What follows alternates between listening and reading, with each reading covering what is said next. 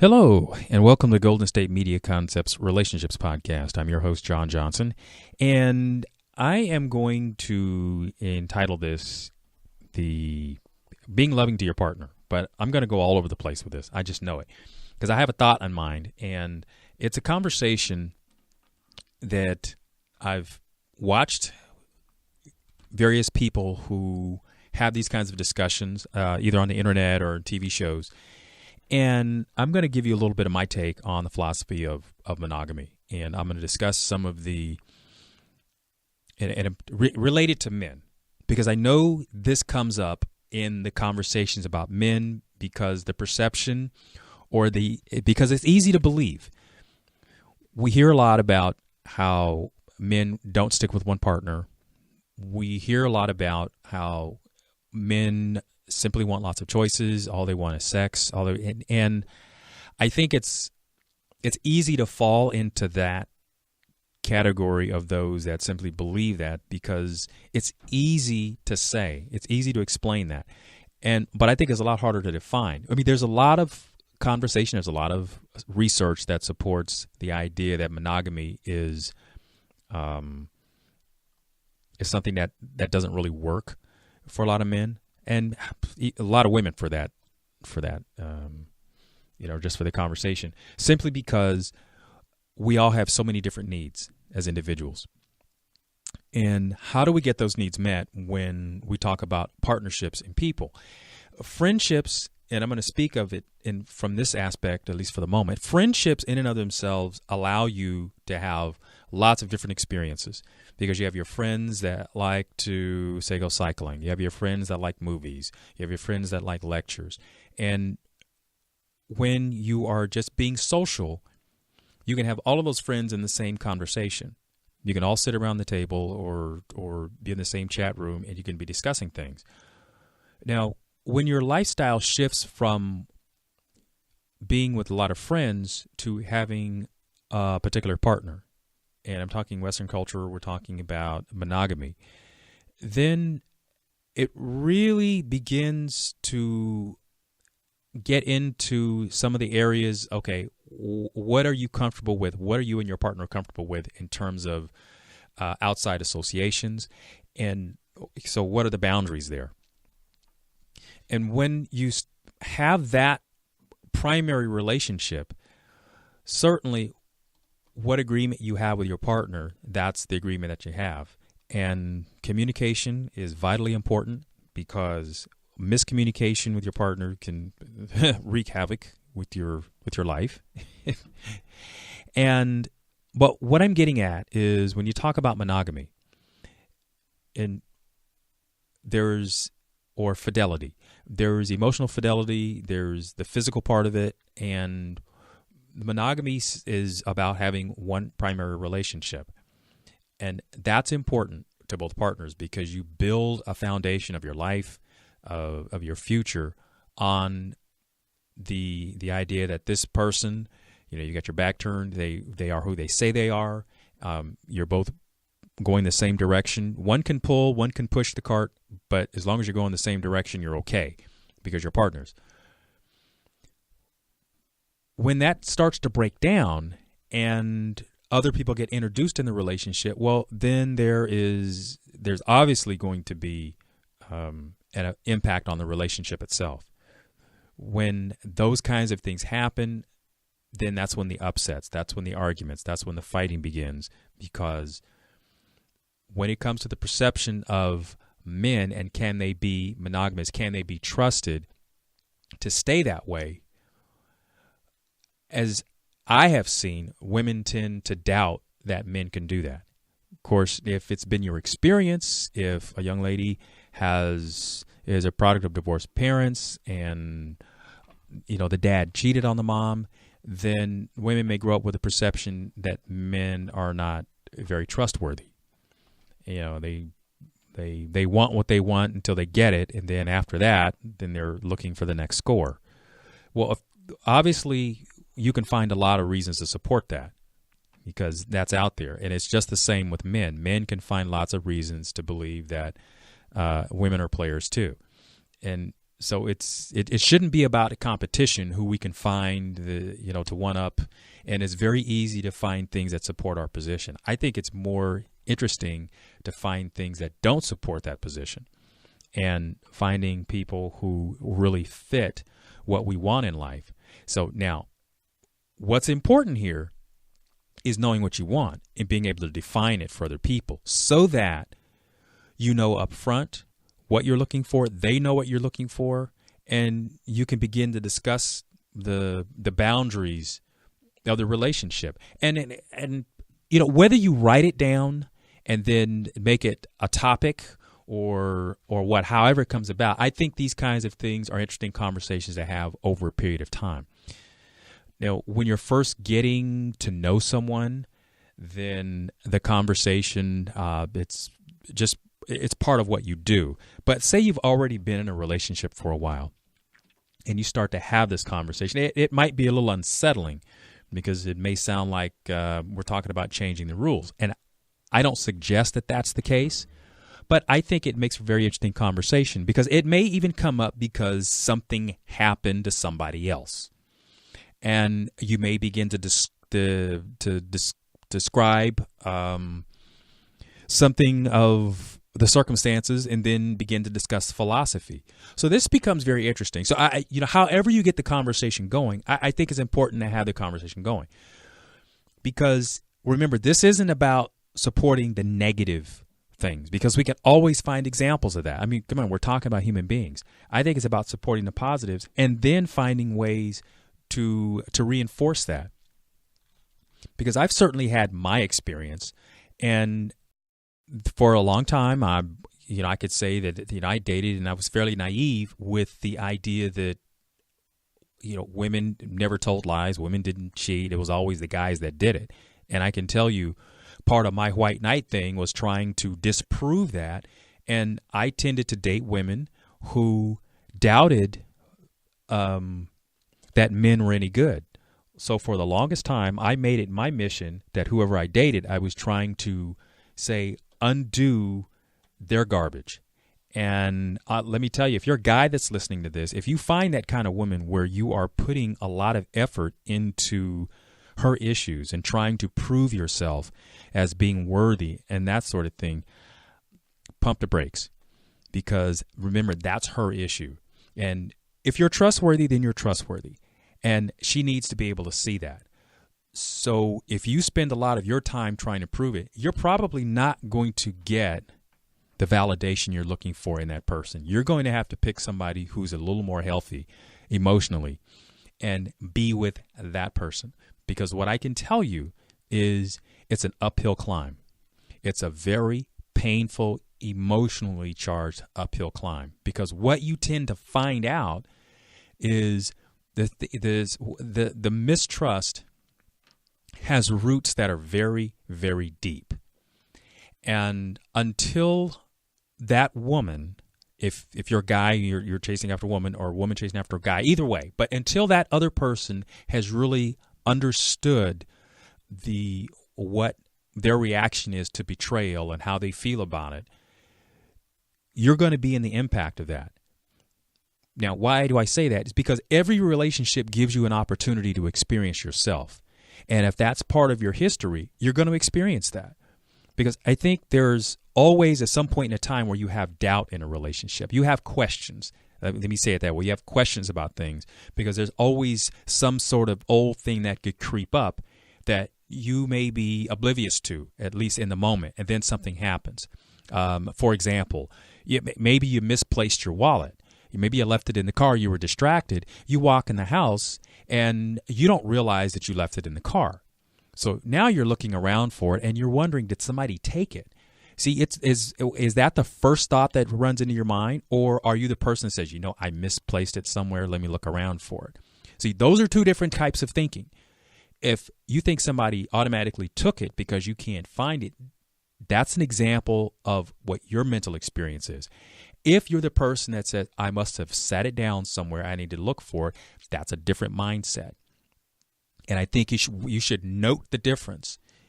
See, and if you're a person who's experiencing the one that believes everybody took something, then you're going to be dealing with that kind of mindset in a lot of things. I'm not going to say that it's a victim mindset. I'm just going to point out that there's a very distinct difference, and be aware of what other things that tend to follow that. So if you're dealing with a person who you've got to constantly prove your worth, your value, again, that's an uphill climb. Look, I'm going to take a break for a moment here. It's going to be a little bit of a commercial, and then I'm going to come back and talk about a few other things. Stay tuned. Want to find out what movies to go see? Then check out the GSMC Movie Podcast. It's your ticket to the latest movies, whether it's a new blockbuster event, romantic, comedy, or action flick. This show has got it all covered. They talk some what to go see now, don't bother, what's hot on Netflix, and everything in between. That's gsmcpodcast.com/movie-podcast. When it's all about the movies, it has to be this new show. Don't forget to like them on Facebook and follow them on Twitter. Visit gsmcpodcast.com for more info.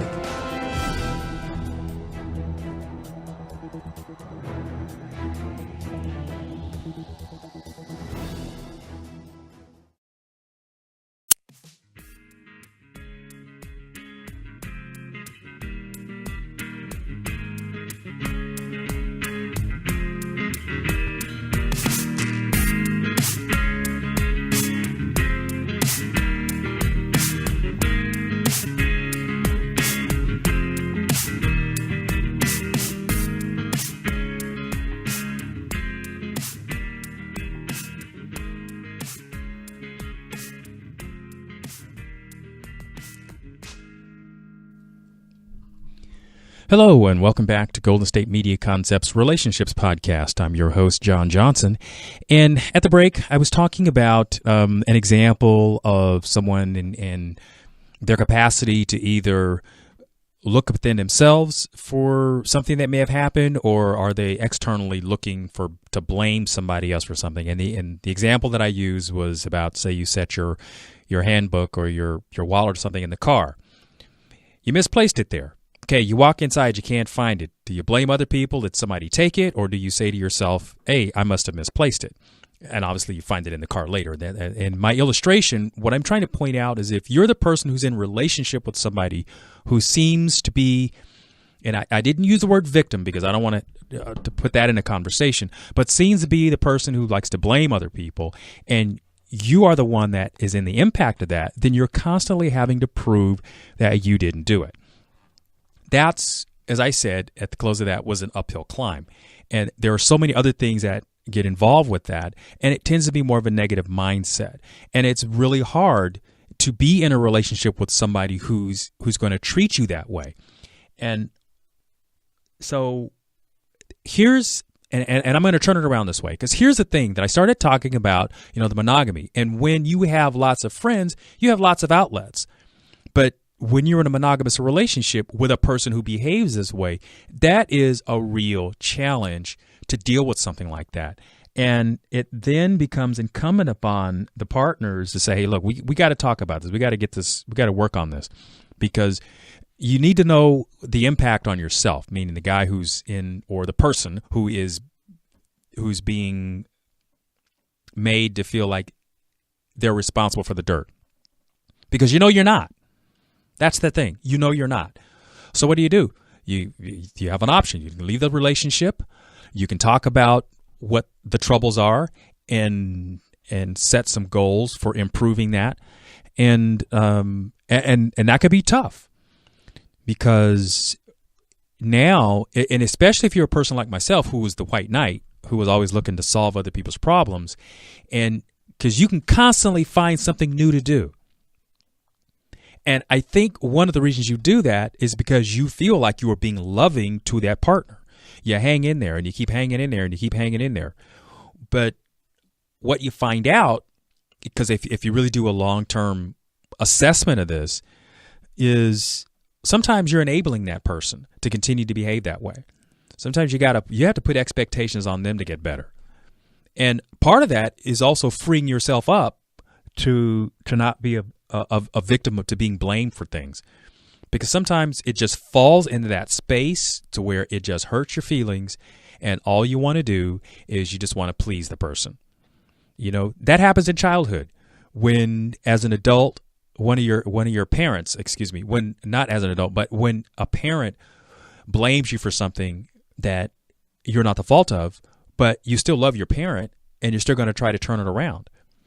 And all you want is their approval. And I can tell you about the people that don't get their parents' approval. It's a very frustrating experience. And a lot of times they turn away from the parents. And there are parents who are probably experiencing the backlash of where you didn't give your kids approval, but somebody else did. So the kids tend to be more interested in other people's decisions and opinions. And when those kids grow up, I've seen this.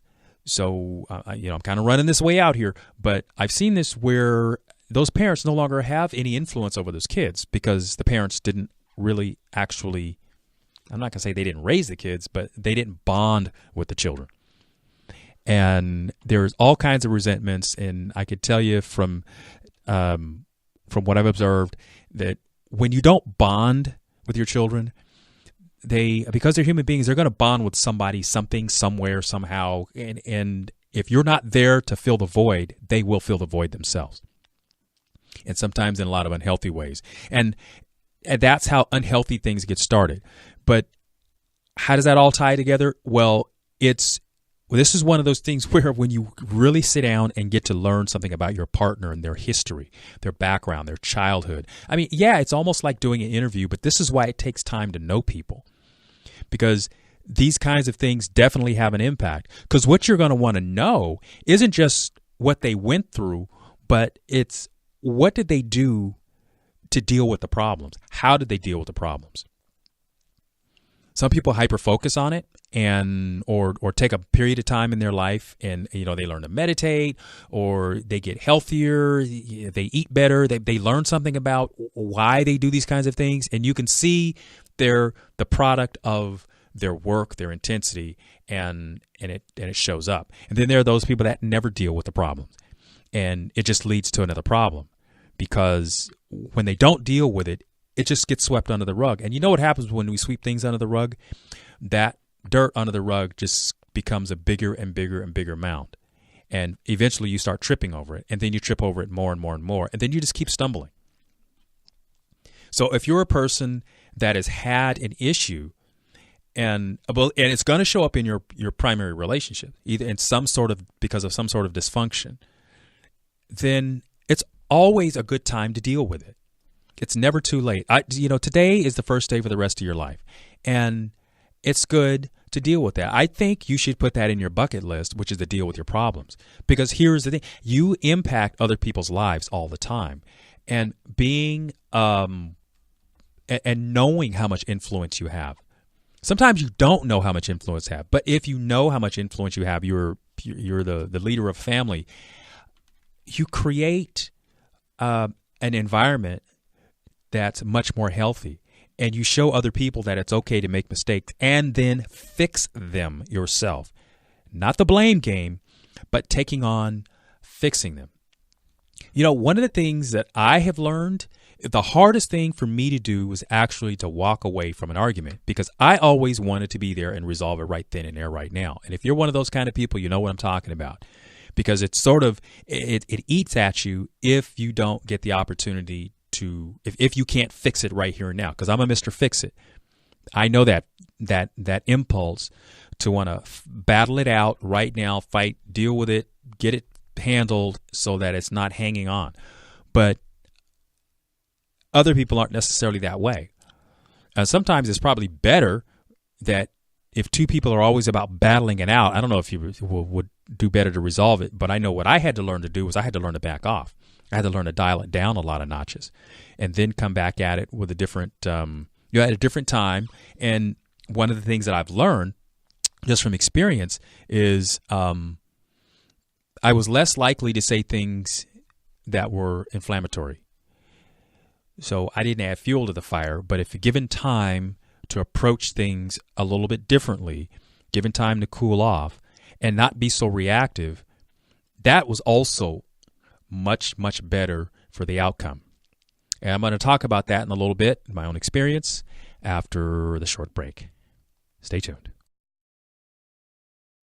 Do you want to be healthier, yet you just don't know what to do? All these shows telling you this and that, but nothing seems to work. Well, listen close. Golden State Media Concepts has got something great for you. The Health and Wellness Podcast dedicated to workout trends, healthy eating habits, diet, and everything about healthy living. Join us in our banters as we help you not just live life to the fullest, but live it to the healthiest.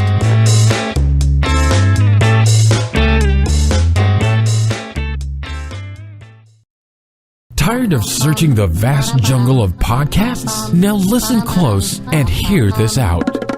There's a podcast network that covers just about everything that you've been searching. Hey! The Golden State Media Concepts Podcast Network is here.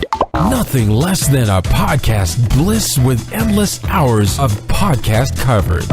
From news, sports, music, fashion, cooking, entertainment, fantasy, football, and so much more. So stop lurking around and go straight out to the Golden State Media Concepts Podcast Network. Guaranteed to fill that podcast itch. Whatever it may be. Visit us at www.gsmcpodcast.com. Follow us on Facebook and Twitter, and download us on iTunes, SoundCloud, and Google Play.